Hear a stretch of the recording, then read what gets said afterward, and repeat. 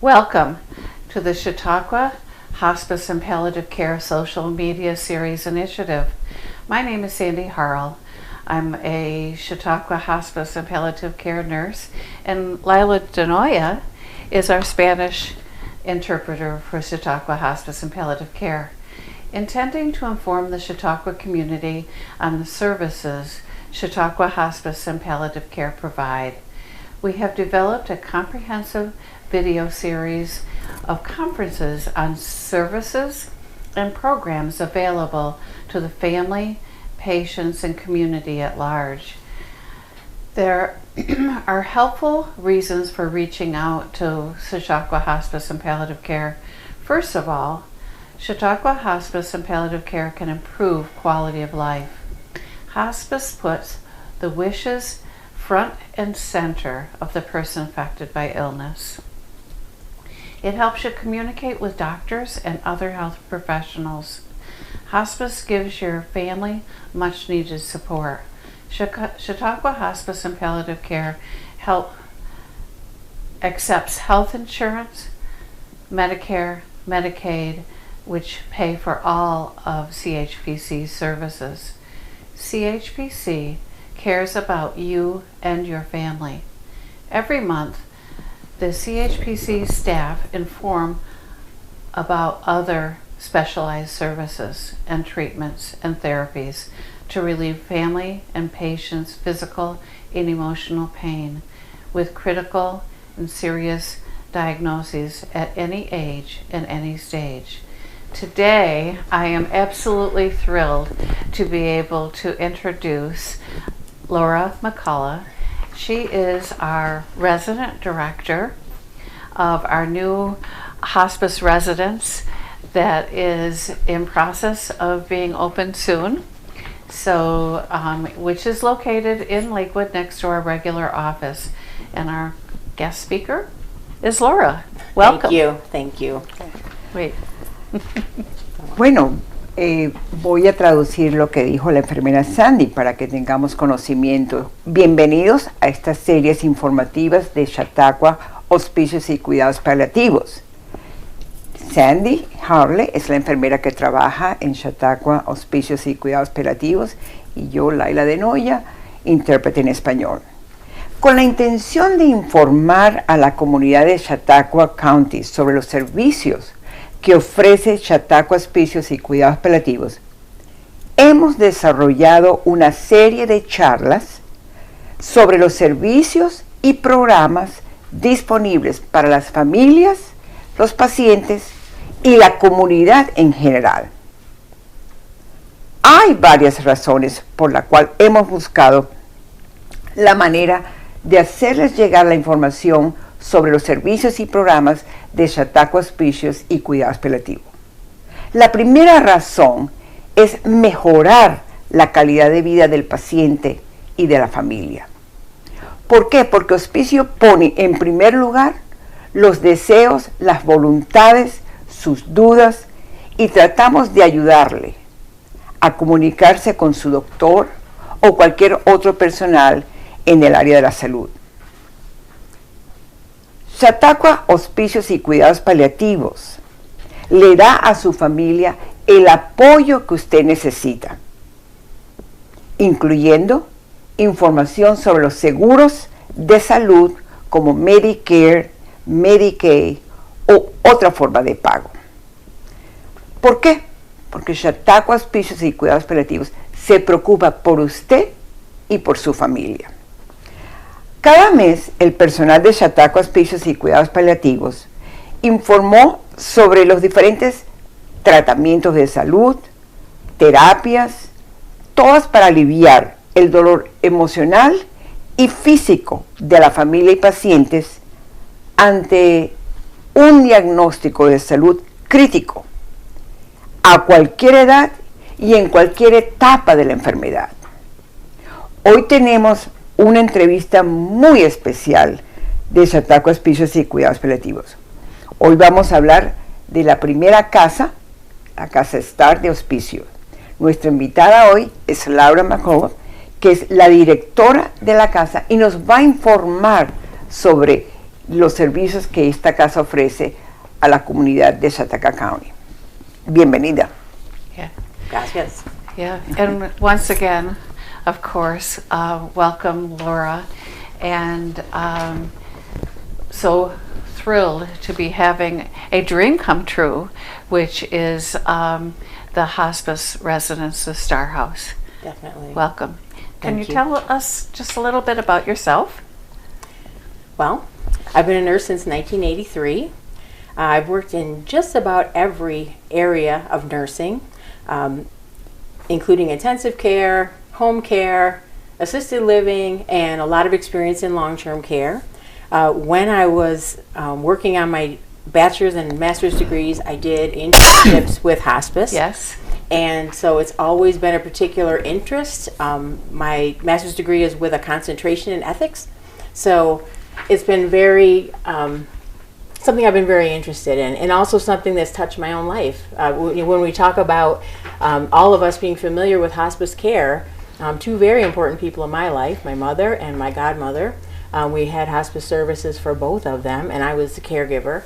And it's just amazing the support that you get and the knowledge of the staff and the comfort that they give to the family and to the patient. And it just made me want to be someone who can provide that myself. Yeah. Thank you. La pregunta que le hizo Sandy a Laura es que hablara un poquito de su persona, de su vida. Bueno, de una manera muy interesante, ella se graduó de enfermera en el año 1983 y todo ese tiempo ella ha trabajado en el área de la salud, en diferentes departamentos y diferentes servicios. Ella tiene una gran experiencia en el área de Chautauqua Hospicios y cuidados paliativos. ¿Por qué? Porque ella misma en su familia tuvo el apoyo y los servicios de hospicios. Su mamá y su abuela lamentablemente sufrieron de cáncer y ella vio directamente los beneficios que hospicios presenta. Ella tiene un máster en ética y realmente está muy interesada en ayudar a la comunidad en esta área. Okay, Laura, this next question kind of has two parts. Okay. Please tell me briefly the background or origins of the Star House, our residence at the Chautauqua Hospice and Palliative Care. How, when, and where. The other part is, would you inform us when the Star House at Chautauqua Hospice and Palliative Care might be open to the public? Sure. I have the position of being someone who has kind of come in on the coattails of all of the preparation that has gone into developing the Star Hospice House. The journey for Chautauqua Hospice and Palliative Care for a residential hospice has gone back 30 years. Back in the early 90s, when hospice was located in Mayville, they were in a building and offices were in the second floor, and they had hoped to develop a hospice residence on the first floor. That didn't end up working, and then over the years, years would go by in between the next initiative and the next push for a hospice residence. In 2004, there was a citizen who had a friend who was affected by cancer, and these services that this person needed, the support that they needed, they had a hard time staffing that care, and they really felt that a hospice residence would have been the perfect setting for this person. And at that time, they were really, the push started again, and there was a significant donation made toward the development of a hospice residence. And then it wasn't until around 2018, it was always on the back burner all of that time. It was always discussed by the board. It was always something that was hoped for. But in 2018, there came a time when there were more than one party really coming into the executive committee meetings and talking about the impact that a hospice house would have made for one of their loved one or a relative. And at that time, that's when hospice and palliative care staff started to visit other hospice residences around the state and start to familiarize themselves, and then they had to form a campaign to pay for the hospice house, and they had never had a campaign before. So they hired a campaign manager and started with the fundraising, which was significant. So they had to find campaign chairs, and Dr. Burt Rappel and Mary Rappel were selected as chairs, and they have been incredibly motivated and just instrumental in bringing this hospice house to life. So it's been a long time coming, and there are already requests for an additional hospice residence. So it's an idea whose time has come. Prior to the time where this hospice house would be available, if someone was being cared for in the home by their family, by an agency, if the time came that care at home was not working, maybe it was just becoming too difficult, the option for the patient was to go into a skilled nursing facility for end of life. And skilled nursing facilities do the very best they can with end of life care. End of life care is part of being in a skilled facility. But at times that would give the family pause because they just were anxious about the setting, and they may take care of the person longer than really was possible for them, or a lot more stress to themselves. So this hospice residence will be the hospice setting. It is geared toward hospice, and actually the same care team that an individual has in the community will care for them in the hospice house setting. Right. Es una pregunta muy interesante la que le hizo a Sandy a Laura. Le digo, bueno, ¿cuáles son los orígenes de la residencia Star? Ese es el nombre de la residencia Star. En español sería la residencia estrella, porque las estrellas iluminan, y así se le llama Star House de Hospice. ¿Cómo surgió esta idea de construir esta casa estrella de hospicio? Bueno, ha tenido una evolución bastante larga. La historia comienza prácticamente 30 años atrás, donde no existía el concepto de tener una residencia específicamente para pacientes de hospice. En Mayville, en ese momento estaba la primera centro de hospicio. Se comenzó con esa idea de construir una casa para pacientes que tenían necesidad de tener un sitio donde poder atenderles médicamente. No surgió ningún interés en ese momento, y en el 2004 comienza de nuevo el interés de construir esta casa. ¿Por qué? Hubo dos personas que realmente vivieron situaciones muy difíciles con familiares que tenían cáncer, y decían que si hubiera habido una casa que sirviera al paciente, Hospice hubiera atendido mucho mejor a estas personas. Y comenzaron a hablar de la necesidad de construir una residencia. Comenzaron ciertas donaciones, comenzaron a discutir las ideas, pero no se realizó nada. Del 2004 hasta el 2018, allí sí se comienza de una manera seria el interés de construir la casa de hospice para pacientes con hospice. En ese momento se comienzan a crear un comité de donaciones, se contrata a una persona para empezar a buscar fondos para construir la casa, y la comunidad comienza a interesarse, y es allí donde realmente se comienza a construir la casa, y comenzaron a recoger fondos, y prácticamente ya la casa está construida.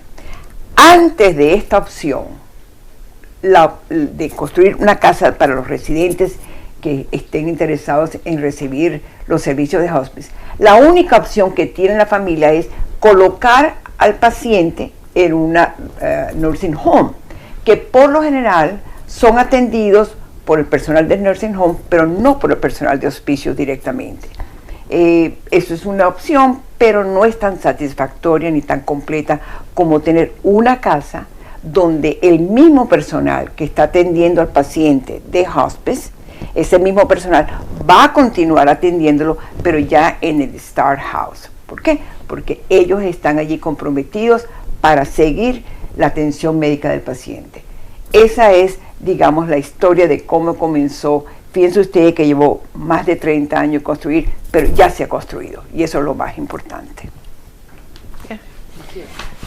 Laura, could you give us 2 reasons for serving as the Star House's resident director at Chautauqua Hospice and Palliative Care? I could give you many more than 2, but 2, I'll try to come up with the top 2. Yes. First of all, it's just, I have a lot of experience in residential care. Yes. And I have experience and training in end-of-life care.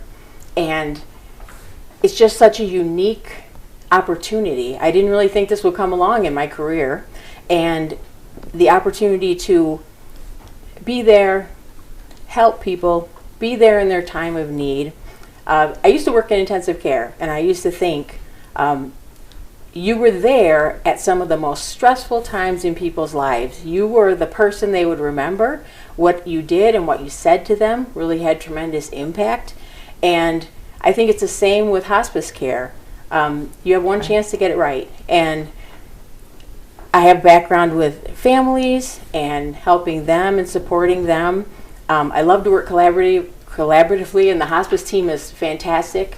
I said before that, so a patient is admitted to hospice care in their home in the community. They have an RN case manager, they have a social worker, they have chaplain care, they have dietitian services available, music therapy, all kinds of different things, pet therapy. And when the time comes, that works perfectly for some people for the duration of their end-of-life care. But there are times when, you know, maybe someone takes a downturn and they have a symptom that's unmanageable, their pain, you know, needs more management, or the family is really under stress trying to manage the pain. Or there can be any number of reasons. You know, someone from out of town comes to help be part of the care team and they just have to get back to work, have to get back to where they live. So there comes a time when a hospice residence is an ideal option for people. And what it will be is just another part of the spectrum of services that are available to that person. So the same team that they had, as I alluded to earlier, in the home will continue to support them and care for them in the residence. We are basically stewards of the person and helping with their care while they have the same support that they had, which I think will be excellent. You know, there's no change for them other than the change in location, and I think it will be very effective. So there'll be a lot of the team in and out of the home. You know, clergy will come in, the nurse case managers will come in. You know, we hope for the therapies, massage therapy, music therapy, pet therapy.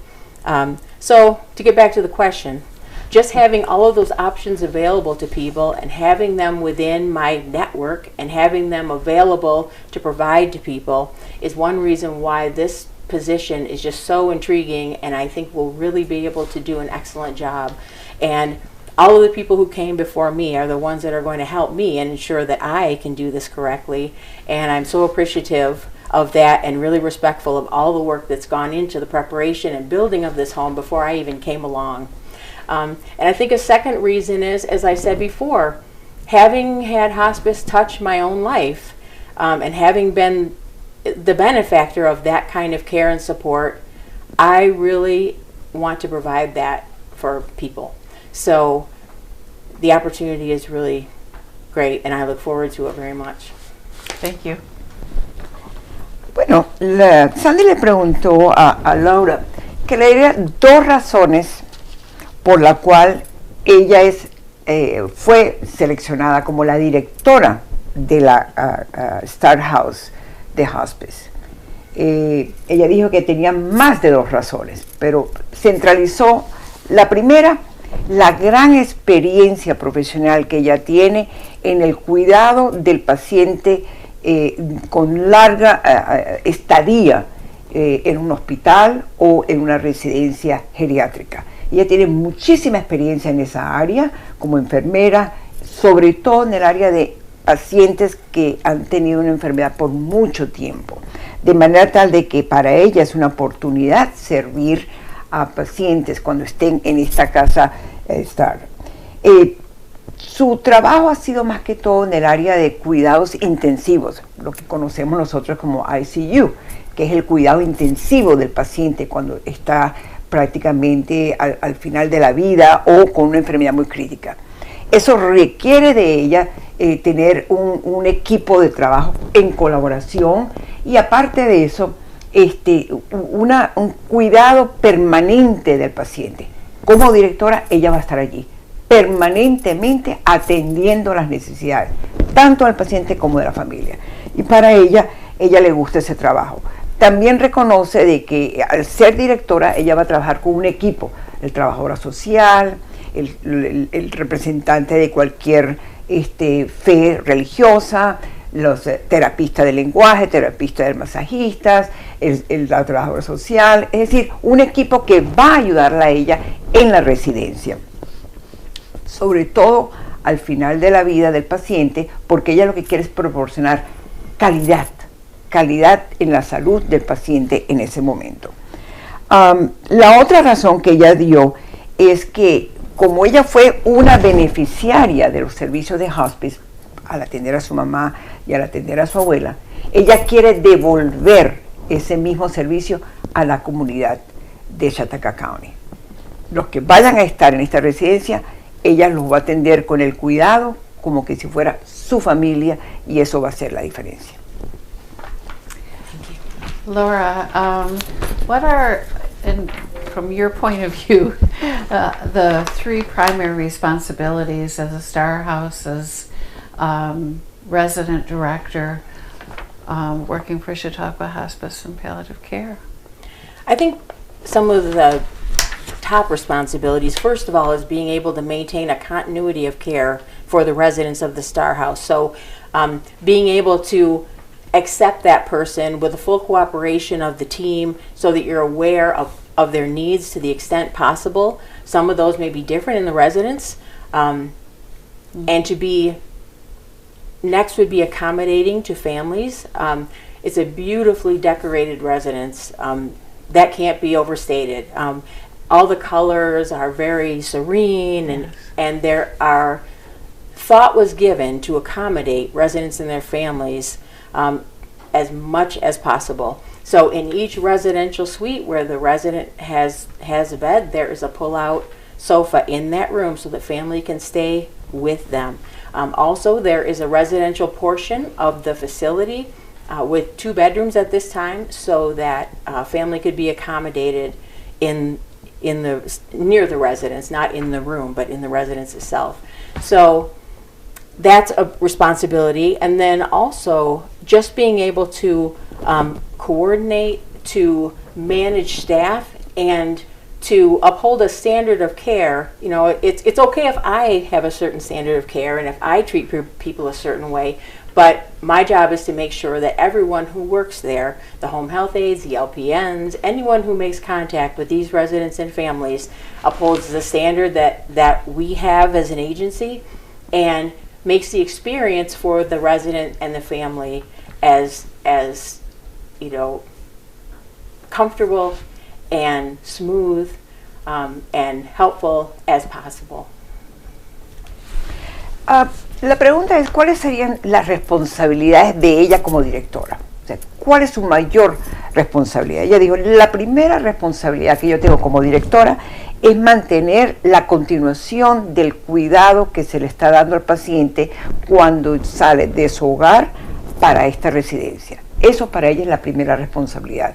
Esa responsabilidad quiere decir que ella tiene que trabajar en conjunto con el equipo de enfermeras, con el equipo de trabajadora social, con los terapistas que han estado atendiendo al paciente y que ahora al llegar a la casa del Star House de Hospice, pues ella va a mantener esa continuación del cuidado.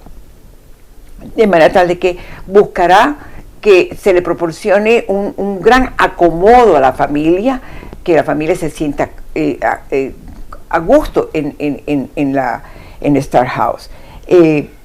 Casi como sentir de que está en su hogar. Eso es lo que ella quiere, que la familia y el paciente se sientan bien atendidos. Por otro lado, ella va a tratar de coordinar y manejar el personal con los estándares de salud más altos que existe para hospice. Esa es otra responsabilidad que ella tiene, de manera tal de que la calidad del servicio de salud va a estar presente permanentemente. La casa es un hogar que está acondicionado con habitaciones, un mueblaje, un ambiente, que después lo van a ver ustedes en un video que es bastante de calor humano, que es lo que se quiere, que el paciente no se sienta en un sitio extraño, sino al contrario, se sienta como si estuviera en su hogar. I know that we've touched on this a little bit, Laura, but if we can kind of reiterate the benefits of having the Star House be a part of Chautauqua Hospice and Palliative Care. It's, like I said before, it's a dream coming true that is coming to fruition, but so benefits of having the Star House. Well, our administrator, Shauna Anderson, said to me, Chautauqua Hospice and Palliative Care does not own the Star Hospice residence. The community owns the Star Hospice residence. And the community has given so very much to make it come true, come to fruition. So I think a benefit is for the community to see this residence in action. And if they haven't been touched by hospice care in their lives and terminal illness and terminal conditions of people they love at this point, everyone will at some time. Right. And some of us may even find ourselves being the resident, the patient. So it touches so many people, and people are so pleased to have the option. I think hospice is near and dear to so many of our community members' hearts. So I know that we'll have so much cooperation from everyone as far as volunteers, continued funding. I fully expect that will come from our community because of the appreciation for having the house in existence. Trying to think if there's anything else that I haven't said already. Right. Yeah, I've said a lot. Touched a lot on it. Yeah. Esto es algo también muy importante, porque ya no es solamente las responsabilidades, ahora, ¿cuáles son los beneficios? O sea, ¿por qué beneficia tener esta residencia conocida como The Star House de Hospice? Recuerden, es una residencia para pacientes que son atendidos por Hospice al final de la vida. Bueno, el primer beneficio es que este es un sueño hecho realidad. Esto ha sido difícil, pero se ha conseguido. Y lo más importante es que esta residencia de hospicio no pertenece a hospicio, pertenece a la comunidad. La comunidad es la que se va a beneficiar de esta residencia. La comunidad es la que va a recibir el servicio de salud que merece el paciente al final de su vida. Es una residencia en acción para los pacientes al final de la vida y es una opción más que tiene la comunidad de Chautauqua County al recibir los servicios médicos.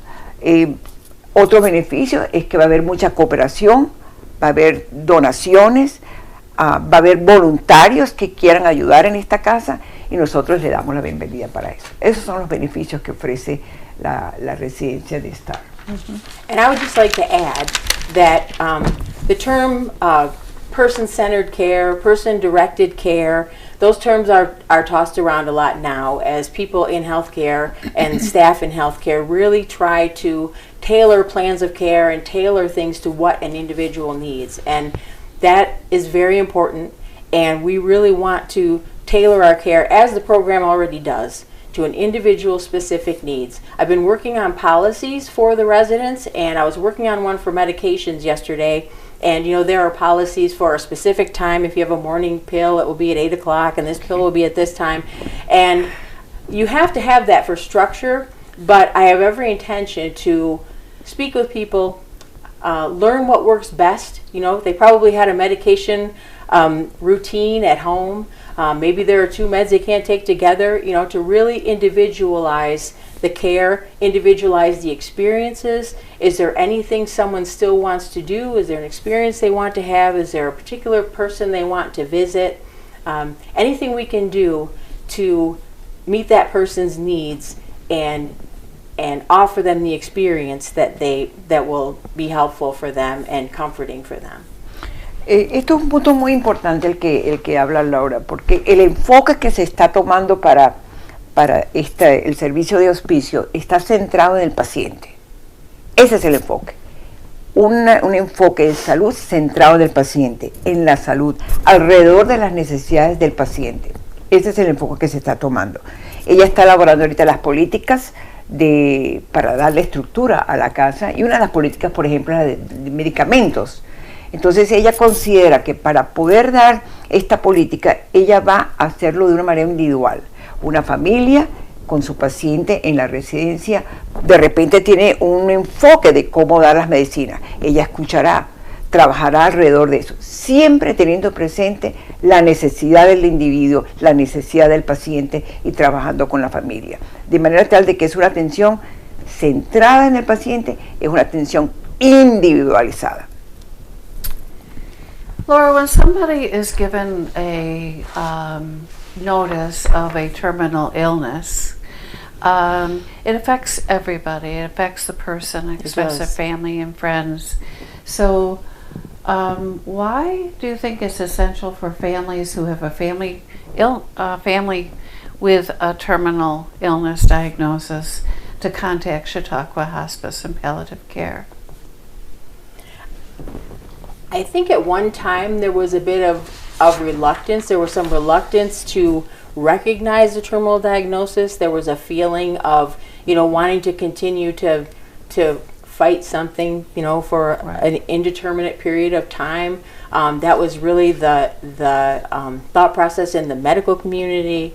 And I remember telling someone that I loved, who said that someone they loved was giving up.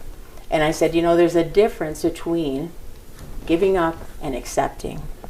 So once a person has accepted that terminal diagnosis, and that has to come to each person in their own time. You can't push that on someone. Right. So you're the person supporting this individual, and I've been there when you sit with someone and you hear them being told that their condition is terminal. It's so very difficult, and you have your own emotions to process, but you're trying to support that person. So hospice and palliative care it's care that is tailored to what your needs are at that time. Right. The staff are the experts in this area of care. I can't even describe the support that you receive. There's bereavement support after death. There is, the social works help with financial things, and I really wanted to point out that no one should let financial concerns keep them from accessing hospice or the hospice residents, because we do whatever we can do to ensure that the care can be covered. The hospice aspect of the care is generally covered by traditional Medicare or your managed Medicare plan, Univera, Independent Health, whatever you may have. And then there's a separate charge for room and board, and that is covered in whole by Medicaid. There will be some people who have private pay for that if they don't have Medicaid, but in that case there are funds available to help try and offset that for individuals. So we can work with you. No one should be concerned about the cost. We can help to make that happen. So that's another reason. And I would also say, historically, we tend to, because we have a lot of hope, we're taking care of someone, we really want to believe that in the best case scenario, but think about the stage at which you access hospice. Very often people access hospice at a very, very late stage, and it can help you earlier on in the process, actually, and help support you through the entire time. And I think with the residents, that will give us opportunity maybe for someone to be in the residence and a little bit earlier, and the family no longer has that responsibility, that stress of caregiving. They can just come and be there for the person, and that will enrich the experience a great deal. So those are some of the reasons I think we want to contact Hospice and Palliative Care. Eso es cierto. La pregunta tiene que ver, ¿cuáles son las razones por las cuales una familia cuyo miembro ha sido diagnosticado con una enfermedad terminal. ¿Por qué tengo yo que contactarme con Hospice? ¿Por qué me tengo yo que contactar con esta residencia? Bueno, en primer lugar, Laura considera lo siguiente. Cuando uno le dan ese diagnóstico, que lamentablemente es una enfermedad terminal, uno toma dos decisiones. O acepta esa información que el médico y los resultados de los exámenes da, o la rechaza. Es decir, uno trata como de ignorarla. Pero en un momento dado hay que hacer algo, porque el paciente ha sido diagnosticado con una enfermedad terminal. De manera tal de que ella ha estado en esa situación, ella comprende esa situación en donde el paciente o la familia, al ver que se le ha dado ese diagnóstico, no sabe qué hacer. Para eso está Hospice. Hospice está para ayudarlo, para dar apoyo, para ayudar a la familia a transitar ese proceso de estrés que se vive cuando uno tiene esa información. Por lo tanto, la residencia Star House de Hospice, desde el punto de vista financiero, se puede cubrir con los saludos de Medicare, Medicaid o el salud de privado, y ella considera que la familia no debe pararse por el aspecto económico. Lo último que debe hacer una familia es pararse por el apoyo económico. ¿Por qué? Porque hay formas de resolver la parte de financiamiento, de cómo cubrir los gastos de la residencia del paciente. Como repetimos, hay los servicios de Medicare, Medicaid que paga este tipo de servicios, y a la vez están también fondos especiales que pueden servir para ayudar. De manera tal de que se le da un apoyo emocional, un apoyo médico para la familia, y no importa en qué etapa del paciente, puede ser que sea en la primera etapa del diagnóstico o al final, siempre va a ser atendido.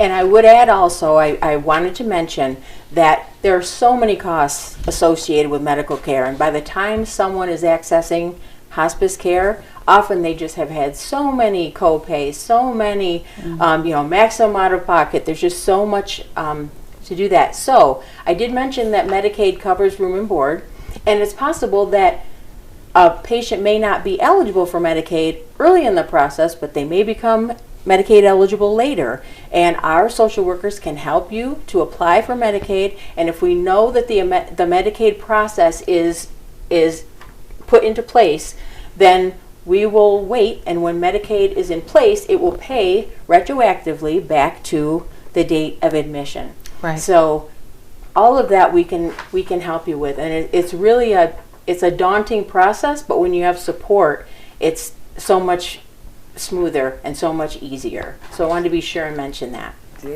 Eso es un aspecto muy importante. Cuando la familia recibe información sobre un familiar con una enfermedad terminal, lo primero que le viene a uno a la cabeza son los costos económicos de la salud. Tantos gastos que hay que pagar, los recibos médicos, los recibos del hospital, los recibos de las medicinas. Eso realmente genera mucho estrés en la familia. Con Hospice, ese estrés es ayudado. Tenemos la trabajadora social, tenemos una experta en el área de salud, de todo lo que tenga que ver con seguros de salud dentro de Hospice, que también orienta y guía a la familia, de manera tal de que no se debe sentir la familia sola. La familia se puede sentir acompañada, orientada, para que esos gastos médicos no sean la razón. Lo que queremos es que la familia se dedique al paciente. Okay.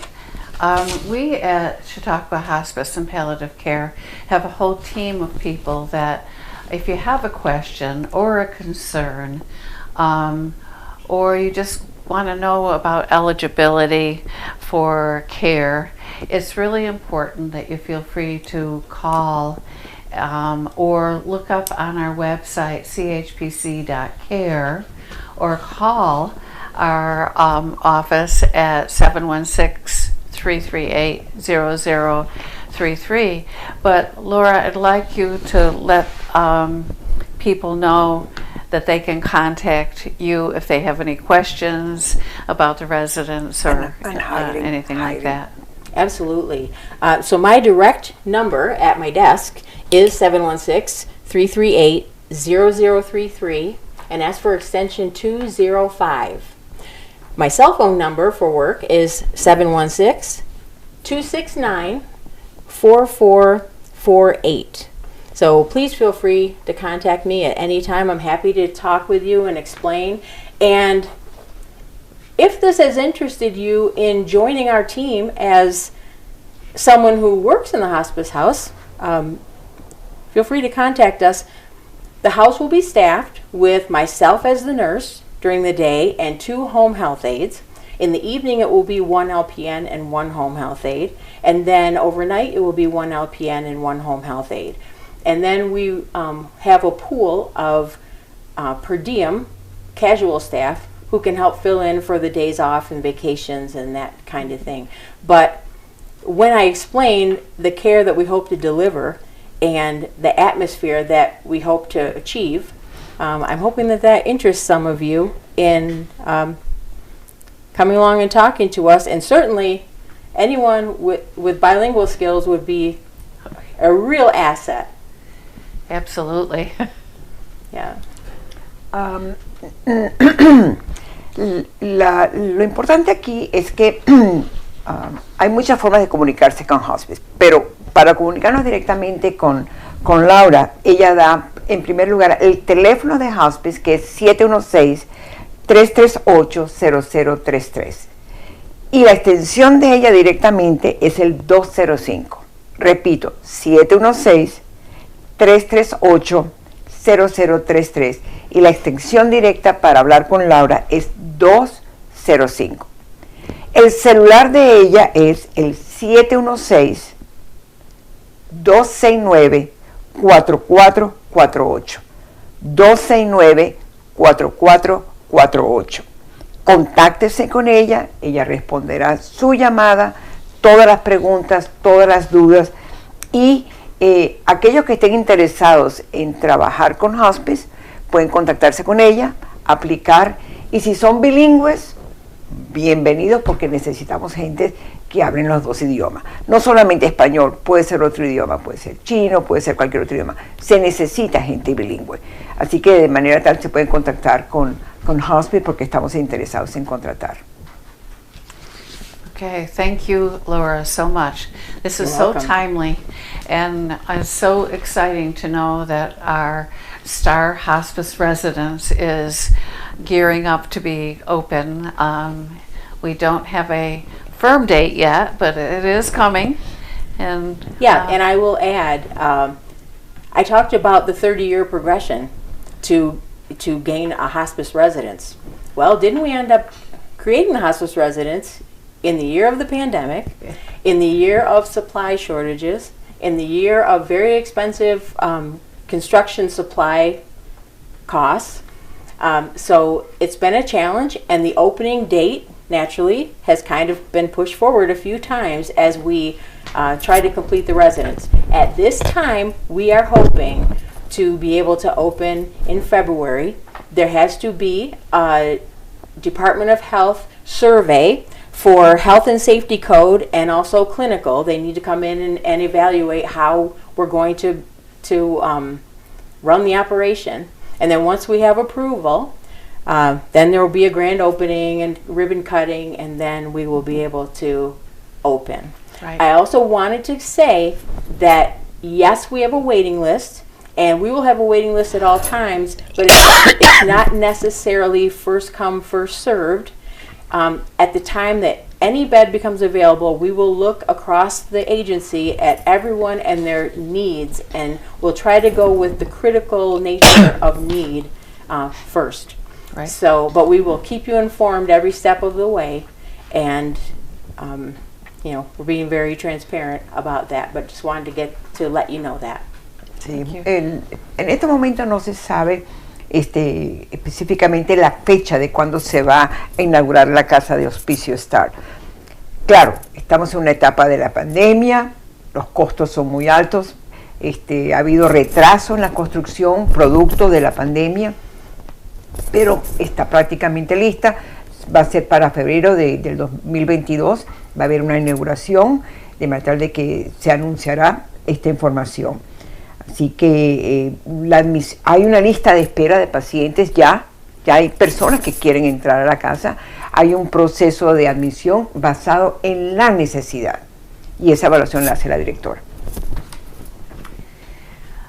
So, in closing, the Chautauqua County can access 24/7 the 2020-2021 each taped bilingual conference series by YouTube and access channel through Spectrum channel